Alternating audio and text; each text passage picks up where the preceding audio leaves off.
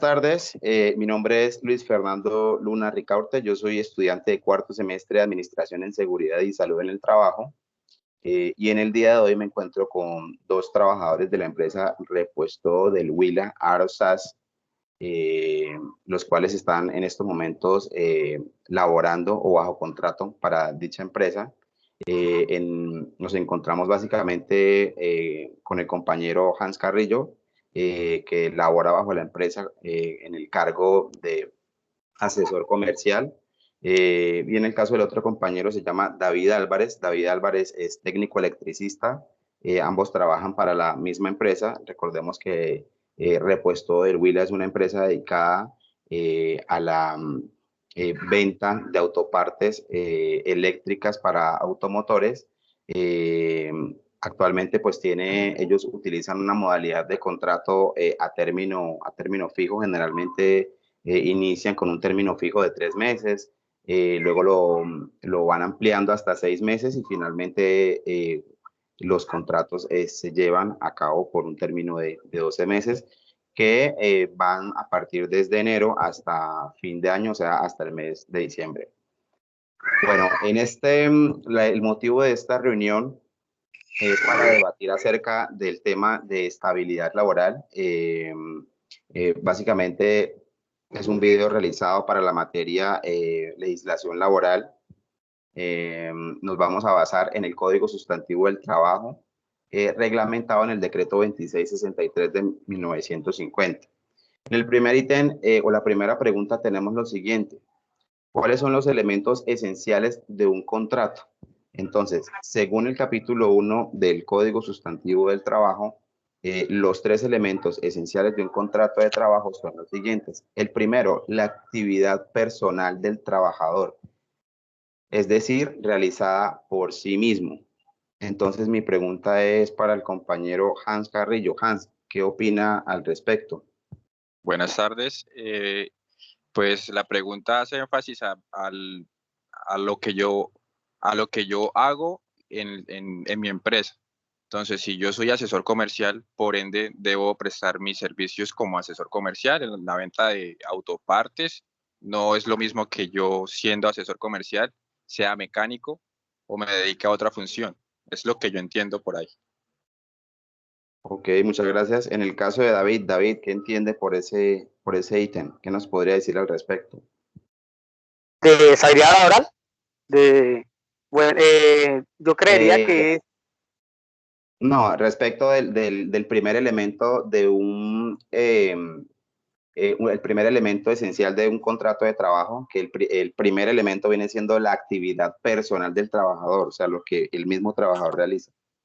bueno, digamos que en mi parte entendería como en las funciones, ¿sí? En lo que yo, digamos, me debo desempeñar, digamos, en esta parte como técnico electricista sería darle solución a los, eh, a los requerimientos de los vehículos que llegan al taller y Sí. cumplir en esa parte, digamos que es de mi función como técnico, dar solución técnica a los vehículos.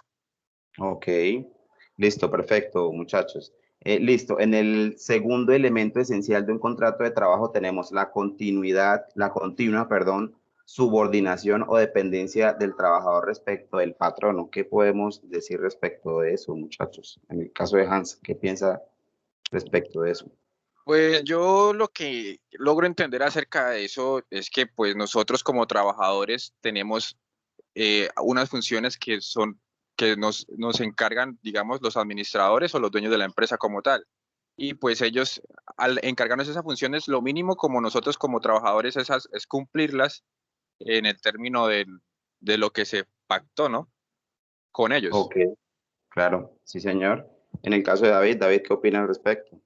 Bueno, en el caso, en esa parte de la subordinación se basa básicamente como yo como empleado debo cumplir unos requerimientos, ¿sí? De alguien que está, digamos, dentro de la empresa también uno conoce como jerarquía. Entonces, yo como técnico, digamos que mi jefe inmediato podría ser un coordinador o un supervisor y yo tengo que Ajá. cumplir con los requerimientos o las funciones que él me pida bajo la normativa, bajo la ley, ¿sí? Porque pues Sí, uno puede ser empleado, pero el jefe también le puede pedir a uno de pronto cosas que no estén en el marco de la ley, y uno puede, como trabajador, definir si cumplo o no cumplo esa orden que esté por fuera de los requerimientos de la ley, ¿sí? Digamos, ok, pero como empleado, unos lineamientos o unos órdenes como empleado, ¿sí? que se deben seguir, claro. Uh -huh. Sí, señor, vas, listo, muchas gracias. Bueno, ahora el tercer y último elemento esencial de un contrato es un salario como retribución del servicio. En este caso, pues esto, eh, básicamente, pues estamos hablando de que si definitivamente estamos llevando a cabo una actividad eh, para una persona determinada, para una empresa determinada, pues siempre vamos a estar sujetos a que ese trabajo o esa actividad va a estar sujeta siempre a una retribución del servicio, sea en especies o sea en términos económicos, ¿cierto? Básicamente se viene siendo el tercer y último elemento esencial de un contrato para, lógicamente, poder cumplir o llevar a cabo ese contrato. ¿Listo? Vale, muchachos. Entonces, ahora, la segunda pregunta es, ¿cuáles son las medidas de mejoramiento para las partes contratantes? Decimos que las medidas de mejoramiento vienen asignadas a varios elementos que permiten mejorar la condición de un contrato. De esta manera se mejora la estabilidad del contratante y del contratado. Es decir, esas medidas no solamente le aplican a los empleados, sino también a los empleadores de manera de que sean medidas equitativas, es decir, que no tire tanto de un lado ni del otro, sino que más bien sea esto de manera equitativa. Dice que las medidas principales son aquellas ajustadas a los salarios. Cuando hablamos de salarios, lógicamente, uno como trabajador pues siempre está optando porque se le pague bien, ¿cierto? Pero pues finalmente el salario de uno pues va ajustado lógicamente a las actividades que desempeñen la empresa y evidentemente pues si una empresa no tiene unos niveles altos de productividad pues el nivel de nosotros pues va a ser generalmente no van a ser tan altos, ¿cierto? Entonces es un ítem a tener en cuenta en cuanto a como una medida de mejoramiento.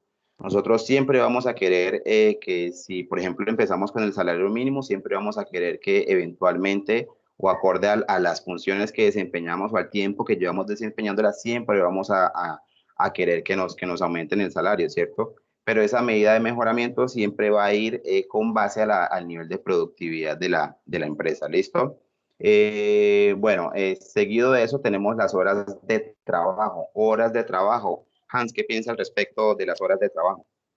Pues que todo tiene que ir estipulado bajo el marco de la ley. Normalmente, pues son contratos un contrato normal está a 8 horas, dependiendo del contrato. Si ya, por ejemplo, por X o Y motivo toca seguir trabajando, laborando, pues obviamente aplicarían lo que se llama el recargo o las horas extras. Si ya toca de pronto seguir en la labor y por algún motivo se extendió la jornada laboral y se trabaja de noche, pues aplica el recargo nocturno, siempre y cuando pues hay empresas que lo valen como otras que pues no lo hacen. Eso también va en el contrato que uno pues tiene con la empresa como tal. Ahí es Ok, donde listo, perfecto. Bueno, otra medida de mejoramiento es el tiempo de trabajo y de disfrute, ¿no? Todos sabemos que no todo es trabajo. Entonces, cuando se establece un contrato con una empresa, pues esto, no todo lo que uno espera es que solamente sea trabajo, trabajo, trabajo. Uno de vez en cuando también espera que la empresa lleve a cabo actividades de goce y de ocio con los trabajadores. David, ¿qué piensa al respecto?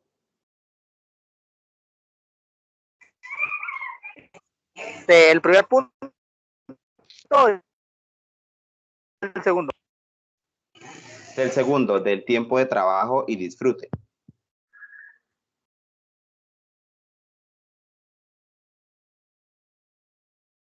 Aló, ¿me Qué pena, escucha, David? muchachos. Exacto.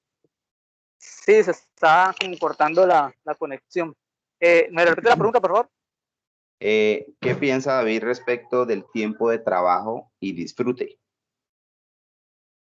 Bueno, en el marco de la ley se dice que el trabajador parte, digamos, como decía usted, no solo es tener como unas horas de bienestar, que generalmente las empresas las incluyen de pronto en cooperativas, donde usted de pronto puede salir a disfrutar con su familia, tener tiempo como esparcimiento, ¿sí?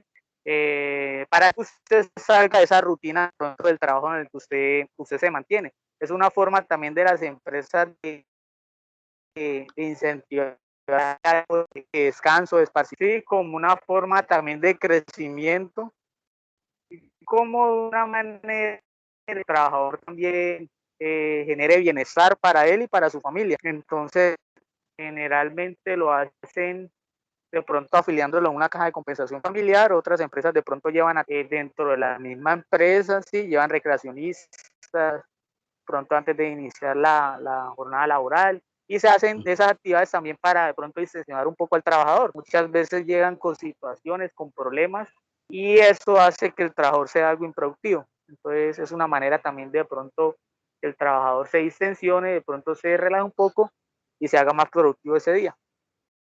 Claro, así es. La idea básicamente con estas medidas de mejoramiento es plantear un proceso de recompensa donde se manejen los sistemas de trabajo y desempeño de cada trabajador, ¿sí?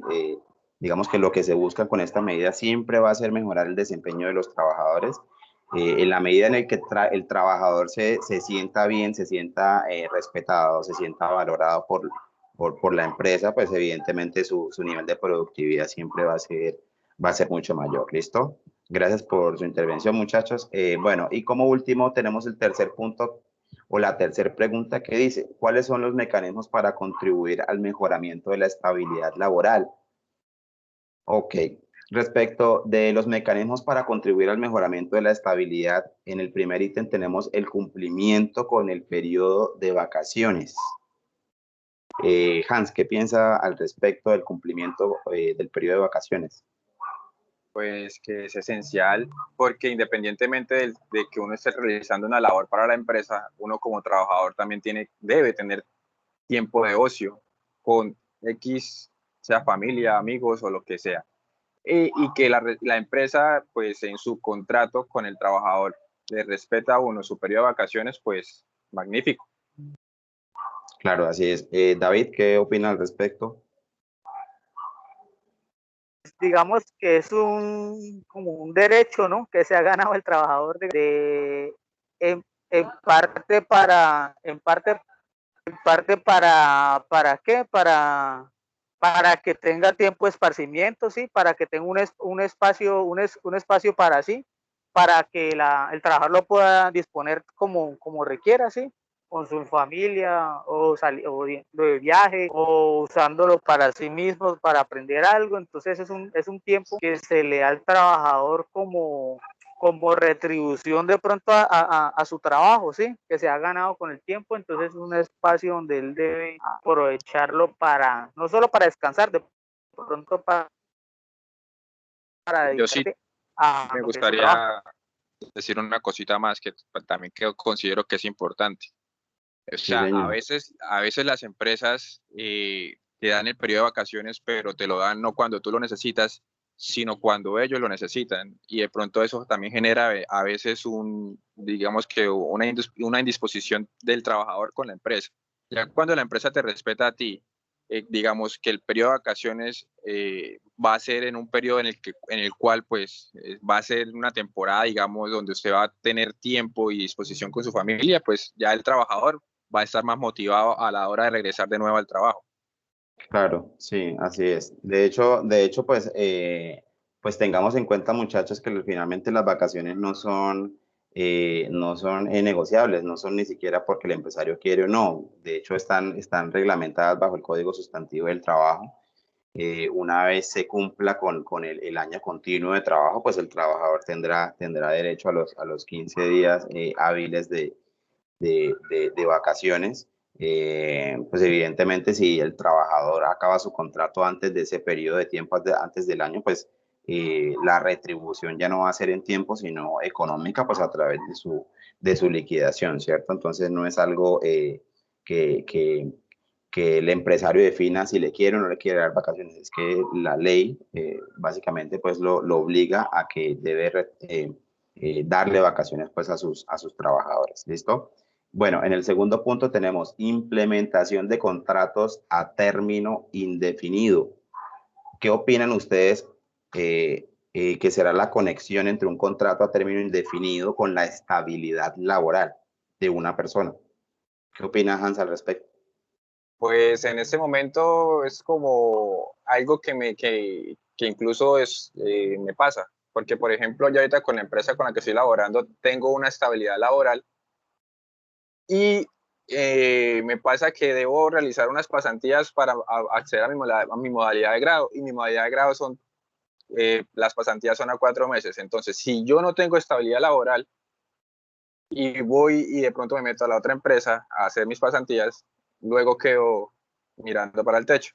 Entonces, sí Claro. creo que es necesario y sería bueno que los contratos, después de que uno haya demostrado las aptitudes y las capacidades, se, se, se recompensen como término indefinido para generar mayor estabilidad tanto del trabajador como también de la empresa, porque a final de cuentas estar cambiando, rotando de personal para una empresa tampoco es muy satisfactorio que digamos.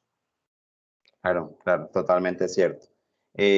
Ok, en el siguiente punto tenemos lanzamiento de vacantes al personal interno. Eso ocurre en muchas ocasiones, pues que las empresas abren vacantes, digamos, para un cargo determinado, pero resulta que esas vacantes se abren para el personal externo. Y resulta, por ejemplo, en el caso de Hans, ¿no? Es que dice, yo quiero ser esto, supervisor, pero resulta que la empresa no tiene en cuenta a sus trabajadores inicialmente, sino que tiene en cuenta es al personal externo. ¿Qué piensa David respecto de ese ítem, de abrir vacantes al personal interno de de la empresa? ¿Qué piensa David al respecto? Bueno, yo creo que eso es una manera de estimular a los trabajadores, ¿sí? Porque muchas veces hay muchos trabajadores que quiere superarse, ¿sí? No quiere de pronto permanecer siempre en el mismo cargo, y eso es una manera de estimular, estimular del empleador, estimular al empleado para que porque llega un momento que lleva tanto tiempo en la empresa que, que aprende, ¿sí? Que en vez de traer una persona que es nueva, que toca enseñar, se le da la oportunidad a esa persona que siempre ha estado y de pronto que suba un cargo, por ejemplo, un técnico que pase de estar de técnico, pueda subir a supervisor. Entonces es una manera también de estimular al empleado para que tenga mejores continuas y para que vea que siempre hay oportunidades laborales, ¿sí? No se va a quedar siempre en lo mismo.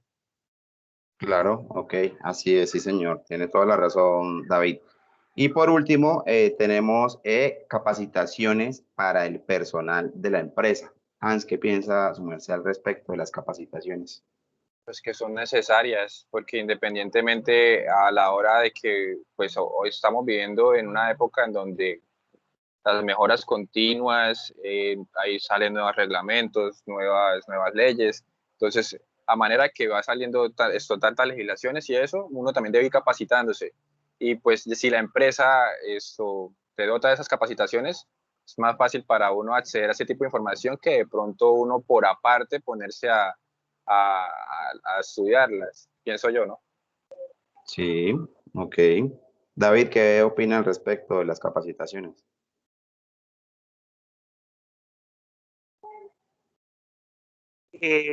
Las capacitaciones personal del empleador, del empleado. Eh, Muchas veces que se van volviendo obsoletas y van apareciendo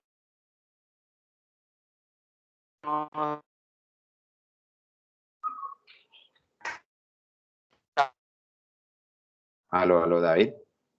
y es suficiente para realizarlo. ¿Se lo escucha? Ya, ahora sí, toca que repita otra vez porque no le estábamos escuchando muy bien. ¿Ya se me escucha o no escucha? Sí, ya la escuchamos.